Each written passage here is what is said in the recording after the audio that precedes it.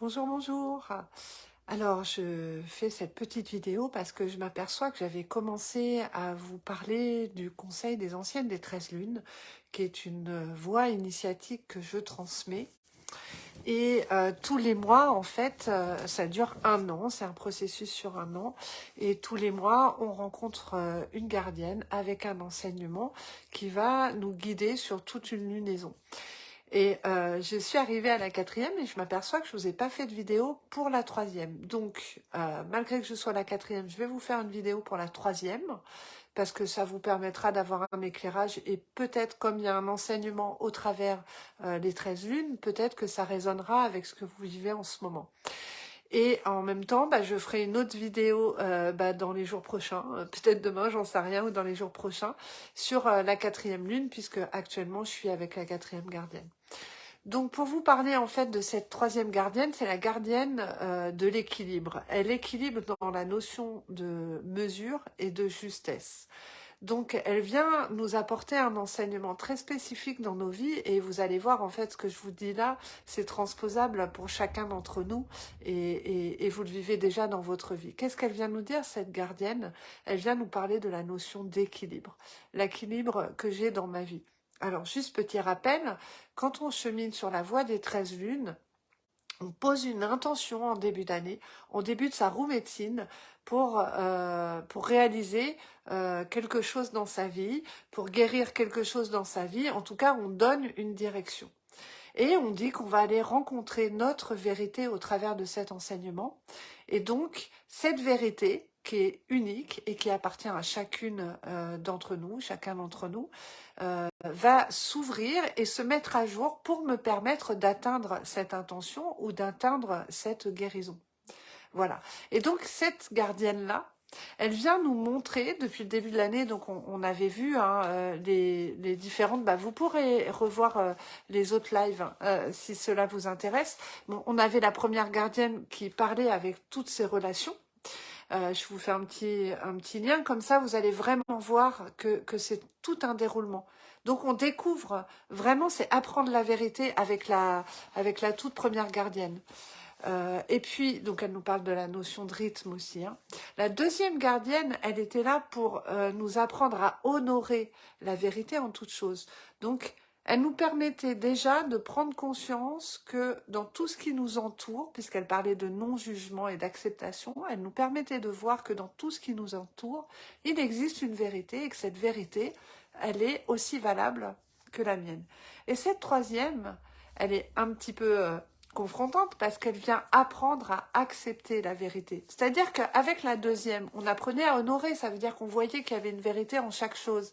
Et c'est confrontant la notion de non-jugement et d'acceptation. Ça veut dire que je pars du postulat que toutes les vérités sont valables, que tout ce que je vois à l'extérieur de moi et qui me confronte et qui me plaît pas est valable.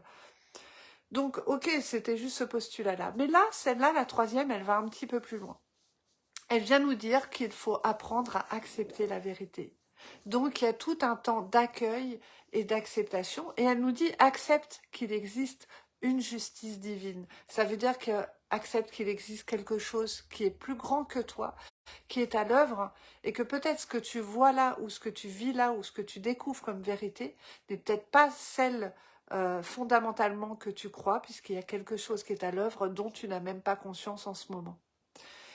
Et pour cela, en fait, elle va nous donner des préceptes clés. Elle nous parle d'autodétermination. Donc, elle vient nous rappeler, et ça met... Alors, je vous rappelle que le principe du Conseil des anciennes des 13 lunes, c'est que moi, je l'initie en cercle de femmes. Donc, cet enseignement, il est transmis en cercle de femmes. Il y a la médecine de la parole, il y a des rituels, il y a des soins énergétiques et il y a des cérémonies chamaniques.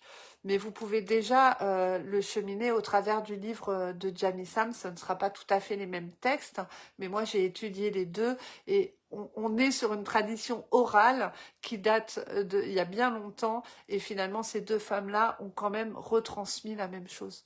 Donc si vous avez le désir de découvrir déjà sans passer le pas d'aller dans un cercle de femmes, vous pouvez tout à fait acheter le livre des 13 mères originelles de Jamie Sam.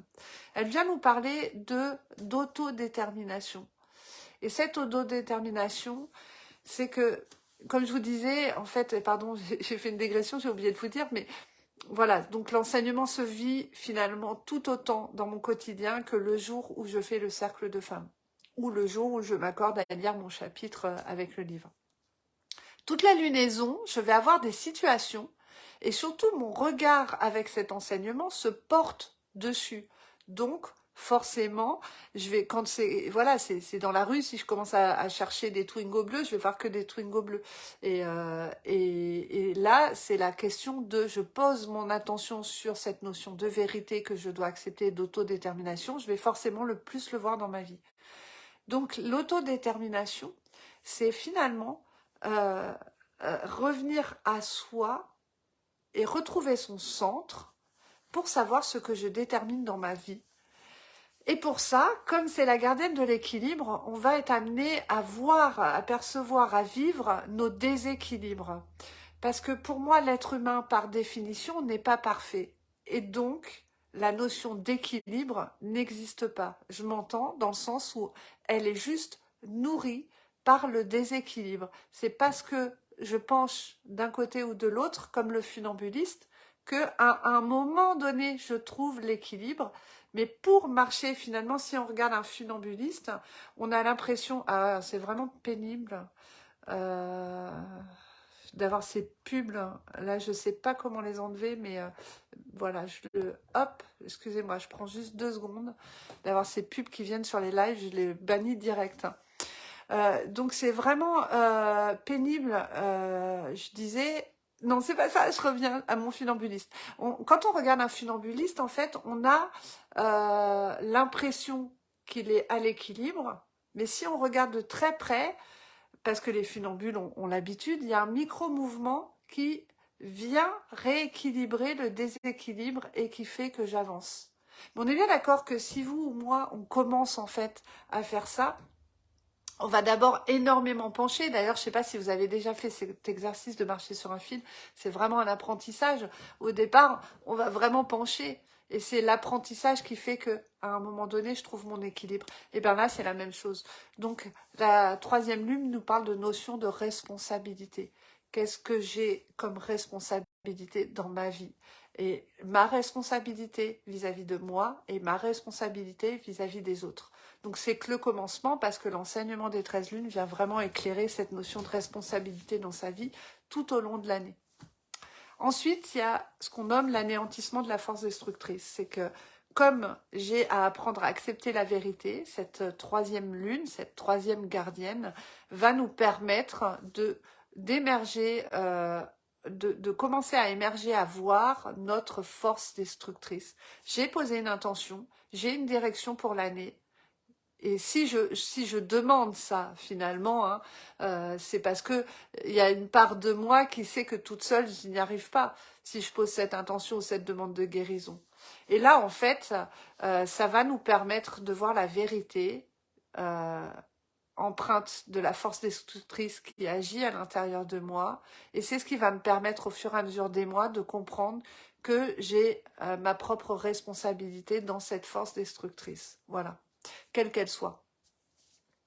Donc voilà un petit peu les enseignements de la 3e lune. Qu'est-ce qu'elle nous dit d'autre? Elle nous parle de la notion forcément de justesse, puisqu'on parle d'équilibre. Donc ça nous met face aussi à nos comportements, à nos agissements. Ça nous met face aussi à la notion de demi-vérité, donc ce que l'on nomme des mensonges en fait finalement. Et quand on voit ça face à nous, comment en fait ça vibre à l'intérieur de moi. Alors quand on marche cette voie-là, c'est vrai que c'est ce que je dis aux femmes que j'accompagne, la difficulté, c'est que au fur et à mesure, je vais voir autour de moi de plus en plus ce qu'on nomme les demi-vérités, donc les mensonges, chez les personnes. Et donc on va voir les masques ou les filtres que les personnes ont. Mais en même temps, c'est une voie de la compassion, de la douceur qui vibre vraiment l'amour, et on apprend aussi au fur et à mesure de l'année à être plus douce avec soi-même, plus douce avec les autres et à revenir dans la compassion. En tout cas, moi, c'est vraiment le chemin que je fais.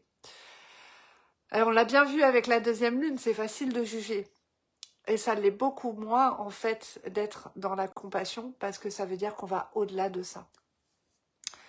Voilà, donc elle nous dit aussi que quand on comprend cette notion de justesse, euh, on- dans tout ce qu'on vit au quotidien, ça va nous permettre d'être plus au clair sur nos choix et sur nos attitudes.